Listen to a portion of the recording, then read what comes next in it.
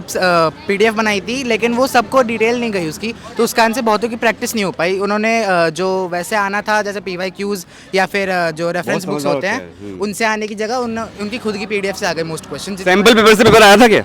जो सीबीएसई के sample paper थे? मैंने तो करे थे काफी, नहीं मेरे को कुछ तो नहीं नहीं हुआ। लगा। पेपर कहाँ से आया फिर ये? मैथ्स क्लास 10 अभी सेट 3 की बात हो रही है मैथ्स का। मैथ्स की बात हो रही है। मेरे ख्याल से PYQs और सैम्पल बुक से तो नहीं आया था, बाहर से आया था, लेकिन इतना भी टफ नहीं था। 9th वालों को क्या बोलोगे फिर, क्या करें वो अब? 9th वाले 9th वालों को क्या सलाह दोगे? अब खा लो स्क्रीन पहले। मतलब सैम्पल पेपर नहीं आता हो सकता है, सॉल्व करे प्रीवियस ईयर उन्हें स्टार्टिंग से ही अपना जो लेवल ऑफ डिफिकल्टी है वो अपर रखना है। अगर कोई बच्चा एनसीईआरटी पढ़ेगा कुछ होगा उसका? नहीं होगा। एक बार बेस फॉर्म हो जाएगा एनसीईआरटी करने से, एक बार अच्छे नंबर नहीं आएंगे मतलब। हाँ मतलब 80 में से 80 कैसे लाएं?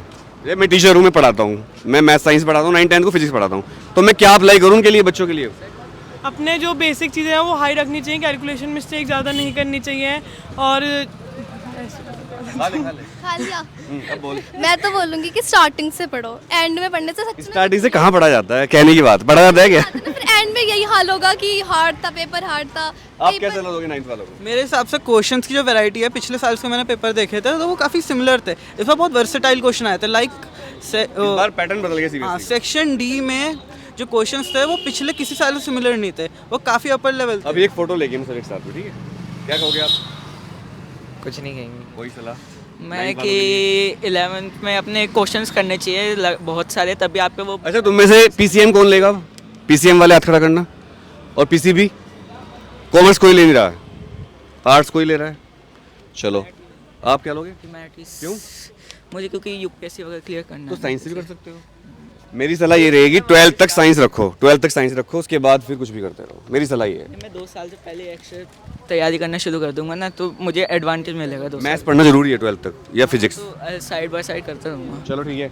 एक हाँ, रिक्वेस्ट करनी थी सीबीएसई से कि अब जो हो गया वो हो गया, पर लेकिन अगर चेकिंग लीनियन रखते हैं तो सही रहेगा, क्योंकि अब तो जो हो गया वो हम चेंज नहीं कर मैं सकते। ट्विटर पे उसके थ्रू अभियान चला रहा हूँ कि चेकिंग लीनियंट हो, बट अब और ग्रेस मार्क्स मिले आपको।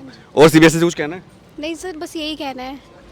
तो यहाँ हाँ 9th वालों के लिए एक बात सर, बस पूरे साल मेहनत को कंसिस्टेंट रखना है, नहीं तो अगर कहीं पे भी फ्लक्चुएशन हुआ तो एंड में जाके बहुत गड़बड़ हो जाएगी।